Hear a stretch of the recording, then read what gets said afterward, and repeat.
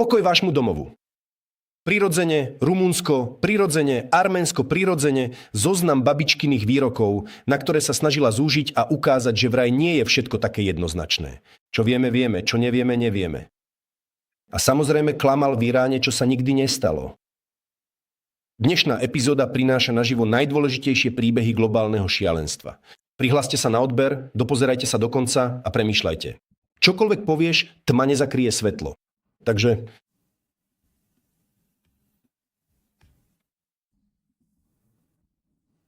situácia, v ktorej Putin vychádza k novinárom a stojí pred nimi. Len pár epizód. V bojových podmienkach nie je možné uviesť konkrétne časové rámce.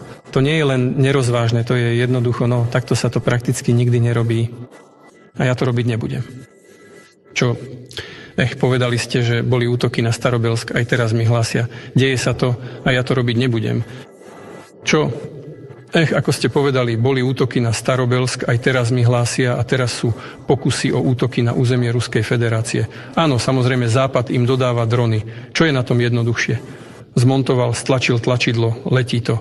Ale keď som hovoril o tom, ale to znamená len jedno, že musíme posilniť systém protivzdušnej obrany. A toto robíme a budeme v tom pokračovať. Čo sa týka môjho vyhlásenia, že podľa môjho názoru sa táto záležitosť blíži ku koncu, toto vyhlásenie som neurobil len tak, ale na základe analýzy situácie na boisku. A tam naše jednotky postupujú všetkými smermi. No vidíš, každý jeden... Je unáhlené tvrdiť, že menuje termíny. Nie je potrebné stanovovať žiadne termíny. Práve preto sa plánovalo obsadiť Kyjev za 2-3 dní. Bolo unáhlené začať vojnu bez toho, aby si človek kúpil v obchode kalkulačku a nespočítal, a ako budeme túto vojnu viesť. A čo, ak sa táto vojna nevydarí? Nebudem sa unavovať o tom hovoriť. To bolo bezohľadné a je bezohľadné menovať termíny. Spovedal to už predtým, teraz si vymýšľa výhovorky. Západňari hovoria, prečo sú Ukrajinci takí úspešní v útokoch na naše ropné rafinérie. Ale to nepovedal. No, presne toto znamená. Západňari im hovorí, posielajú drony z celého sveta. Západ posiela drony na túto Ukrajinu. A jednoducho to zostavili skrutkovačom, stlačili tlačidlo, prepáčte, a všetko to išlo dopredu. Poprvé, samotní západňari sa teraz začínajú zhromažďovať. Toto je v prvom rade. A po druhé, ak je to také jednoduché, prečo sa potom nenaučíte vyrábať tieto drony sami? Dobre, Ukrajina, nie je tam žiadna technológia, žiadny mozog. Táto Ukrajina nemá nič, súdiac podľa vyjadrení plešatej starej ženy. Tak kto je potom v Rusku taký zlý? Prečo bolo potrebné kričať Irán, súdruhovia, ajatoláhovia, pomôžte, drahí, potrebujeme šáhed moped, potrebujeme moped šáhed, pretože sa nám trochu nedarí bombardovať Ukrajinu. Ak je to také jednoduché, prečo ste to neurobili sami? A aj keby to bolo ťažké, prečo ste to neurobili?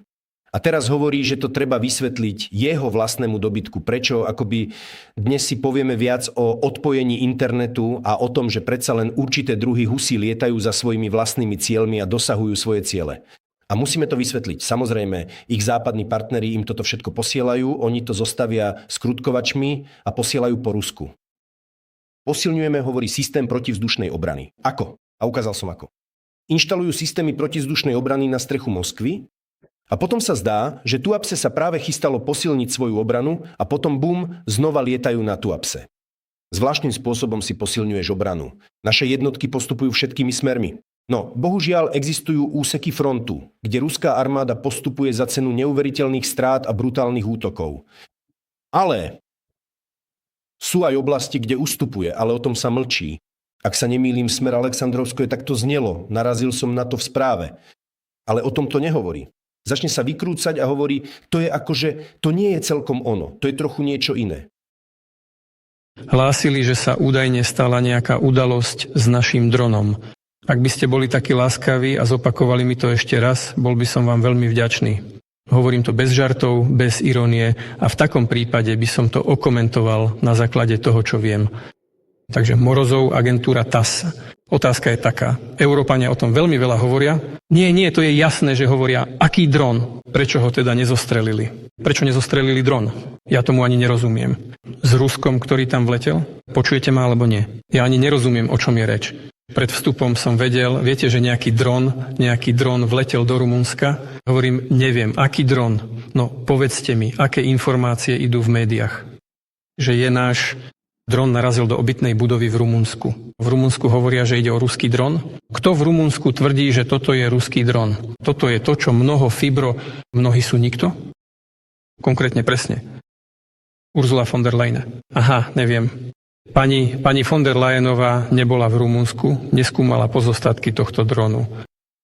V súčasnosti nemôže nikto s istotou vyhlásiť, aký je presný pôvod a história tohto konkrétneho typu lietadla, až kým sa neuskutoční jeho veľmi podrobné a odborné preskúmanie. Všetci predsa dobre vieme, že ukrajinské drony pravidelne lietali do Fínska, do Poľska a dokonca aj niekde v pobaltských krajinách sa objavovali ukrajinské drony. Tak áno, boli to ukrajinské drony. Toto je ďalší pozoruhodný príklad toho, ako sa stará, klamárska a odporná žena z KGB darí. A ukážte, ak toto hovorí, dajte záver. A potom bác. Doslova o niekoľko hodín títo natovskí súdruhovia vydajú záver a hovoria, tak, ruský dron. Vystúpi prezident Rumunska a povie, ruský dron vletel pod vplyvom ukrajinskej PVO. No, na jednej strane povedal pravdu, ale na druhej strane, ako som včera hovoril, čoskoro povedia, za všetko môže Ukrajina. Teda Kremel to spúšťa, ale pritom je to akoby celé to prebieha veľmi vlažne. Žiadne výhrady, žiadna reakcia. Oni dokonca ani svoju 4. článok na to neaktivovali. Stretneme sa, pokecáme si, len chlapi, a čo budeme robiť ďalej? Ale teraz je tehotný. Náhodou? Nie je to náhoda. Pod vplyvom týchto ukrajinských systémov elektronického boja? Nie pod vplyvom. Protivzdušná obrana? Nie protivzdušná obrana. A ak nie? Čo ak je toto ďalší prieskum v plnej sile? Čo ťa brzdí? Ako to skontrolujete? Ako to dokážeš? V žiadnom prípade. A tak sa aspoň trochu stretneme a porozprávame, čo sa stane ďalej. Nie, toto je Rusko náhodou. Ukrajina? Ukrajinu možno bombardovať. Rumunsko? A v Rumunsku som skončil úplnou náhodou. Totálny idiotizmus. No a samozrejme, ako by sme nemohli citovať to, čo povedal Medvedev. On citoval tento rumunský, povedzme, prekvapivý darček od milujúcej kremlovskej moci. Pozrite sa na tento príbeh. Napísal toto. Euroimpotentní sa hádajú ohľadom nejakého dronu, ktorý narazil do rumunského bytového domu. Samozrejme, musíme zistiť, komu patrí. Už sme zistili, či to je ruský. Ale v každom prípade pochopil, že ide o ruský dron. Všetky krajiny Európskej únie by mali o tomto mlčať. Európske štáty sú priamymi účastníkmi vojny s Ruskom a s tým už nikto nesúhlasí. Áno, bojujú rukami Ukrajincov, ale aký je v tom pre nás rozdiel? Veď európske drony, náhradné diely k nim a iné zbrane, nehovoriac už o spravodajských údajoch, sa každý deň podieľajú na útokoch na našu krajinu. V dôsledku ich činov dochádza k poškodeniu obytných domov, v ktorých žijú naši mierumilovní občania. Preto nech sa pripravia, bude sa to diať aj naďalej. Prebieha vojna. Občania štátov Európskej únie ako obyvatelia bojujúcich krajín nebudú môcť pokojne spávať, najmä na miestach, kde sa nachádzajú továrne na výrobu dronov pre potreby ukrajinských ozbrojených formácií. Ukazuje sa, že to nie je len nejaký štekajúci pes v štúdiu z Kabejevy. Ukazuje sa, že, ako sa to tam volá, jeho funkcia, tajomník Rada národnej bezpečnosti. To je druhá najvyššia osoba v štáte, v skutočnosti je tam Mišustin akože, a tento tiež akože, ale predsa len čisto nominálne. Veď títo západní súdruhovia radi všade dajú potrebné zaškrtávacie políčko, aby všetko fungovalo presne tak. Podľa zákona je všetko čisté. A hovorí, máte to spočítané. Budeme ich vypúšťať každý deň. Budeme Rumunsko, Poľsko, o pobaltských krajinách ani nehovorím.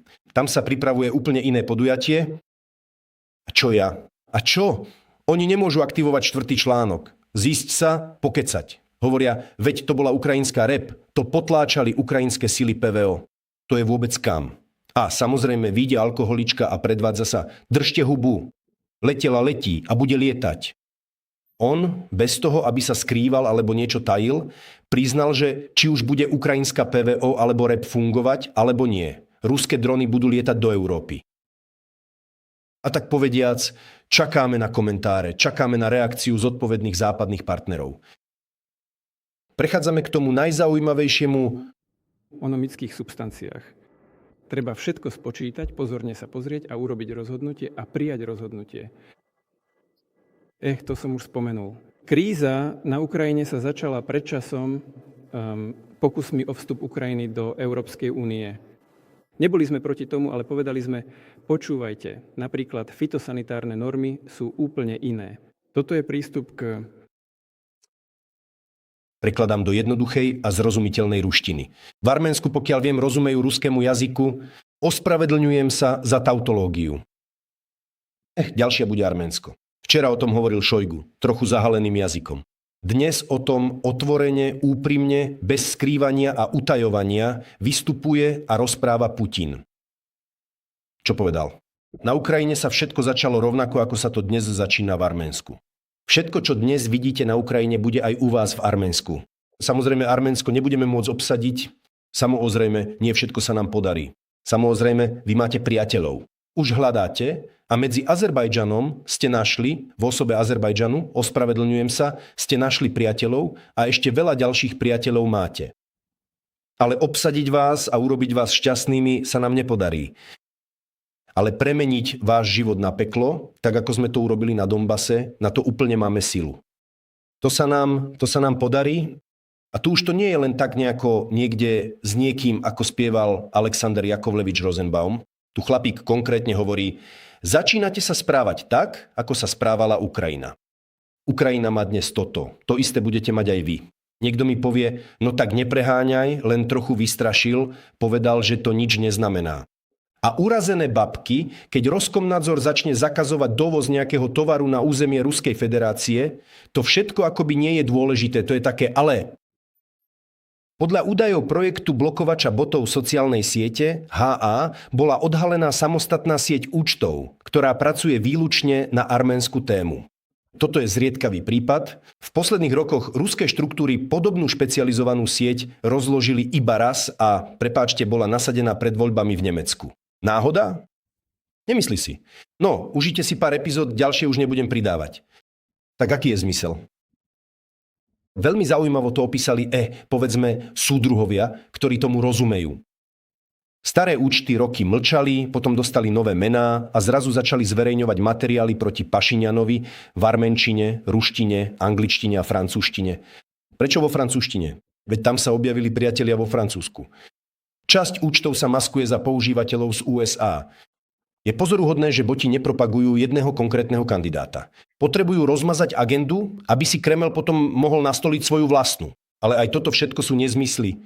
Hoci peniaze už boli nahodené, situácia funguje, hojdačka, ako sa hovorí, sa začala. Všetko sa robí podľa zaužívaných vzorcov. Najprv KGB, teraz FSB. Ale to nie je to najzaujímavejšie. Najzaujímavejšie a najsmutnejšie je iné. Západní predstavitelia tvrdia, že Rusko pripravuje plán v hodnote $50 miliónov na prepravu až 100 000 proruských voličov do Arménska s cieľom ovplyvniť voľby a pokúsiť sa zosadiť Pašiniana. Za týmto účelom Rusko spúšťa dezinformačné kampane na podporu proruského kandidáta Samvela Karapetiana. Ja neviem, či je to Karapetian alebo nie, to nie je podstatné, dôležité je niečo iné. Kreml sa nepochybne pokúsi urobiť absolútne všetko.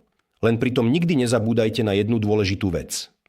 Teraz sa priamo tam na Ukrajine naučili, akokoľvek to v tejto chvíli znie smutne, nesmierne odpudivo, cynicky a pokrytecky dvojzmyselne. Naučili sa toho naozaj veľmi veľa, konečne pochopili, v čom presne sa predtým mýlili, kde urobili zásadnú chybu. A ako sa dnes v tejto novej realite musia správať úplne inak. A teraz farmy botov. Dovoz rusky hovoriacich občanov, ktorých treba chrániť. Sú v Arménsku rusky hovoriaci občania, ktorých treba chrániť? Myslím si, že v každej postsovietskej krajine je toľko hlupákov. Nuž existujú. Od toho sa nedá uniknúť. Ako by to bolo? Dobre, nechcel som uviesť veľmi dobrý príklad. A Kreml sa začína týmto smerom uberať. A čo je na tom najzaujímavejšie, nerobia to potajomky, ani sa neskrývajú, ale otvorene nazývajú veci pravým menom. Súdruhovia, tak povediac, bude to ako na Ukrajine, ak sa samozrejme nespamätáte. A kam sa spamätať? Ako žiť? Žiť ako Syzraň alebo ako Samara? Ľudia z Tadžikistanu mi píšu, vymieňame si správy, hovoria, do keľu prídem k príbuzným,